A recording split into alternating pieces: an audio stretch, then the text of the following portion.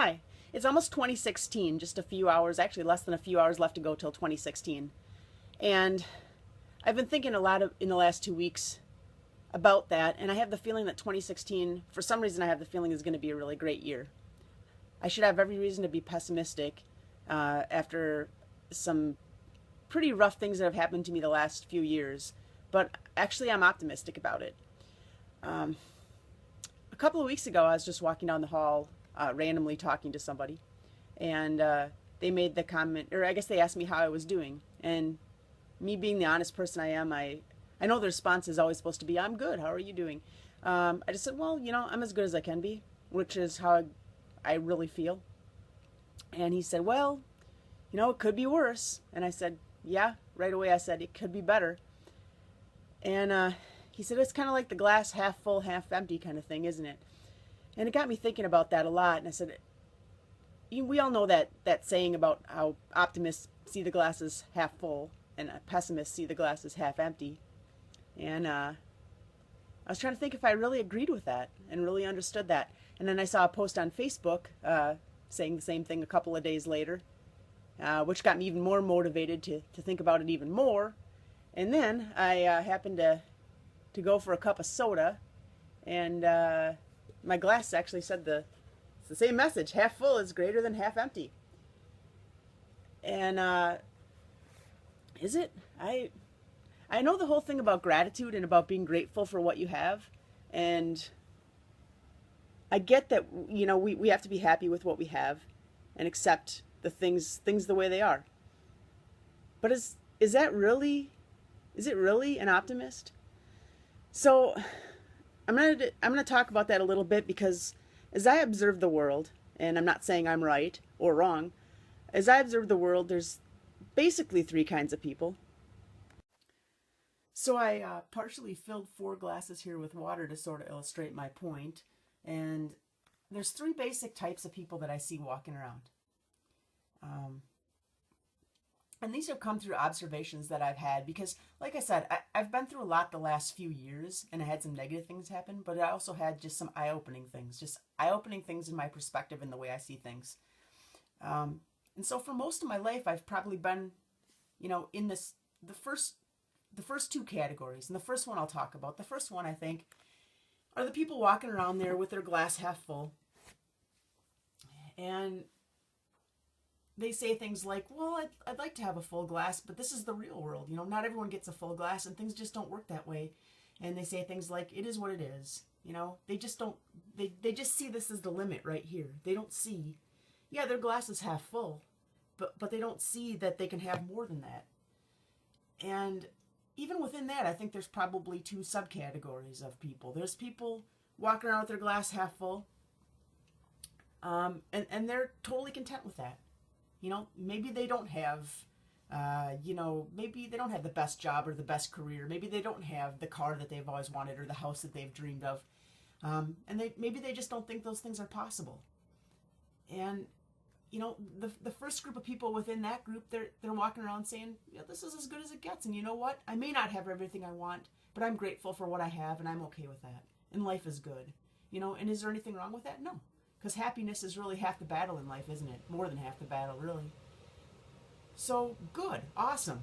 They're gone. The next group of people, I'd say, walking around with their glass half full in that same category, you know, they also never really believe that they're going to have any more than that or be able to have any more than that.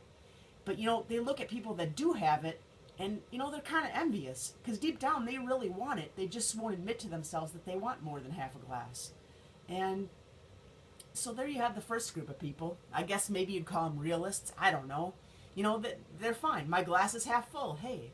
But, that's not really an optimist, is it? And then you have another group of people over here walking around. And, here, I'll show you something. Some of these people, they start out life with a little less in their cup. And I'm not just talking about material things. I'm not talking about just money and houses and possessions and all that. I'm talking about maybe some people are born the next Beethoven. Maybe some people have a high IQ. Maybe some people have parents who have a lot of social connections. I don't know. They're just born with a lot more in their cup. So, to be honest, some people start out life with a lot more in their glass than others. But this second group of people, they're the people who, they don't believe there's that limit, like this guy over here saying, well, this is as good as it gets, right? No, they don't believe that. They see life as a competition, as something, and that's the way we're taught, isn't it, as a society? I mean, that's what we're taught. We're either taught that there's limits to what we can have, or if we work hard enough, there may not be a limit, but that's the path right there. And maybe we don't even have to work that hard, but we keep having to do what society demands of us to get the next reward or the next thing that we want. And so we spend our lives pretty much doing what we're taught we're supposed to do. We get the next degree, we get the next car, the next job, we get married, we have the kids, everything that we think that we want that's going to make us happy. And it might make us happy. So we're taught to keep filling up our cup. Now, the problem with some people in this group are that they don't feel there's any limits to what resources they can use, and they're not afraid to use up all those resources to get their full cup. And they're not even afraid to trample over other people to get. Some people within this group, not everyone, there's givers out there, of course. But there's a lot of people who are just so concentrated and so focused on keeping their own cup full and filling their cup that they don't take a look around and see what else is going around in the world, right? Like maybe this guy over here, he's having a really hard time. You know, his cup's barely full. But, you know, I can't be bothered with him. This guy can't be bothered with that guy over there who maybe only has a little bit in his cup because he's so concentrated on filling up his own cup for himself and his family. And some people are to the point where they get a full cup and, you know, what now? Well, I got to put a fence around my cup so, you know, that guy over there doesn't take it because I've worked hard for it and I deserve it. I deserve it more than that person somehow because I'm different than that person. You know, I've done everything right. I've worked hard. I've gotten that degree. I've gone to school. I've made my fortune. I've, you know, got everything that I want. I'm a world-class musician, or I'm, you know, whatever it is that fills up your cup. Maybe you have everything going for you and you've done everything right. Great. Good for you. And a lot of people will say that, you know, they're not responsible for what's in anybody else's cup. They're not responsible for anything except for themselves. That if the world would just be a better place, if we all just minded our business and filled up our own cup, don't worry about the other people around us. Because if everyone worked at filling up their own cup like they should, in theory, we should have a world full of cups, right? Full of full cups. Well, if you... I'm not saying... I do honestly believe that anything's possible. And I do believe whether you start out, you know, with this much in your cup or with this much in your cup, I do believe that people have a chance and a potential to fill up their cups and do whatever they want in life and have whatever they want. I really do honestly believe that. But if you honestly think that it's not going to be harder for this person starting out life with so much less in their cup, and again, I'm not talking about material things. Maybe I'm talking about their family situation, the love they receive. Something in their life, you know, that just isn't there, that this person has. And if you think that it's not going to be easier for the person starting out with more to fill up their cup, then they're not living in the real world, the so-called realists.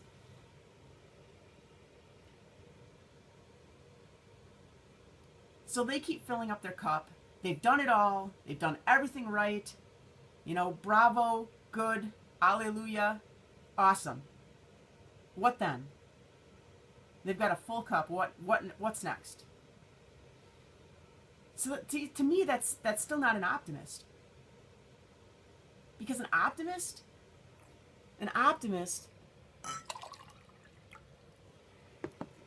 when they look at a cup, they do see it as half empty because they see this empty space as potential. They see that space as room to keep filling their cup. And the true optimists, what they do is they find a source that allows them to keep filling up their cup. And unlike my water bottle here with water in it, It's a never-ending source. Whether you call it God, source, goddess, nature, the force, whatever you want to call it, whatever it is that helps you fill your cup and allows you to succeed and finds a way to have the life that you want, it's never exhaustible. It's abundance. It's never ending, unlike my bottle here. And so the true optimist just never stops. They don't stop when their cup is full. In fact, they'd rather their cup not be full so they have room to keep filling up their cup. But then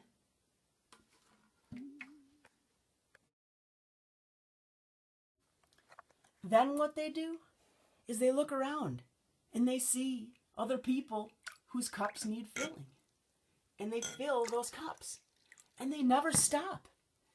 Because they know that that's what life's about. It's not about just having a full cup. It's about giving. And I've been fortunate when I had this life-changing experience over the last few years. I've been fortunate to come in contact with an organization I've actually been able to donate my time to that's been all about giving. So things kind of fell in place for me. And I started a website called Random Acts of Kindness Initiative based out of some of my experiences. And I just believe that the real optimist, it doesn't matter if their cup is half full or half empty, because they're going to keep filling their cup and they're going to fill the cups of others. And, you know, one day, they might reach a point where they've been running around filling up everybody's cup and they're a little low and maybe they're tired. And maybe they lost their job, or maybe something has happened to them. Maybe they've been diagnosed with a disease. Who knows what's happened to them, that they've had a rough time all of a sudden.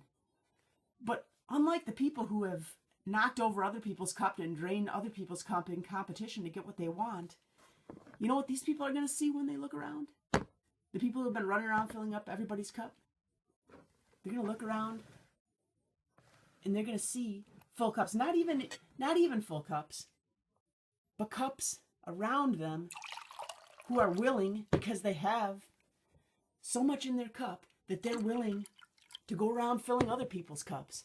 It's like a ripple effect. So that they don't just see people around them with full cups, they see people filling up other people's cups. That's an optimist. And they're creating more optimism in the world by doing that.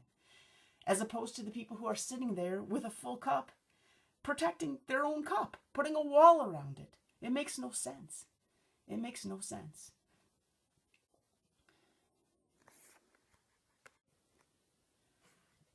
When I was hungry, you gave me to eat. And when I was thirsty, you gave me to drink. Whatsoever you do to the least of my brothers and sisters, that you do unto me. Well, those are words from the Bible, but it's not a Christian thing, a Jewish thing. It's not even a religious thing. It's a human thing. And if you look around the world today and look at all the issues that we're facing and all the people who are struggling and all the people who are hurt and broken, maybe through competition, maybe through being diagnosed with cancer, losing their homes, losing their jobs, whatever is happening to them, the soldiers coming back with PTSD, all those issues that we're facing today, global climate change, just every issue that we're facing, it needs addressing, and it needs people who are willing to stand up and address it. The world needs to become more human, and it needs to become it sooner than later. As you look around, you can see that every day. I was looking at Facebook recently and I saw a quote that was by Oprah Winfrey. I can't say for sure that it is, but it sounds like something that she would say. And I thought it was a very good quote. The quote does mention God. If you don't believe in God, or you call God by another name, you can replace the word God with whatever word you call God. You could replace it with source, universal mind, intelligence, the force, if you're a Star Wars fan.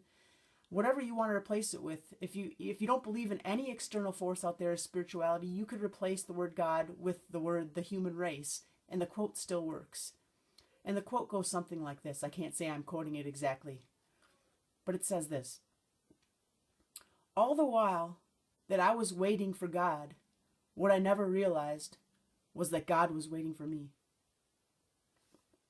Happy New Year. I hope you all have a great 2016 because I plan on becoming exactly what I've just talked about, and I hope a few of you will join me. I can't tell you how to live your lives. I don't know the right way to live anybody's life. Sometimes I don't even know the right way to live my life, but I do know through my past experiences in the past few years, I do believe I know that the answer comes through giving and empathy and humanity. So if a few of us can go out there and make 2016 a year with more of those things in it, I think we're all going to have an awesome year. Happy New Year.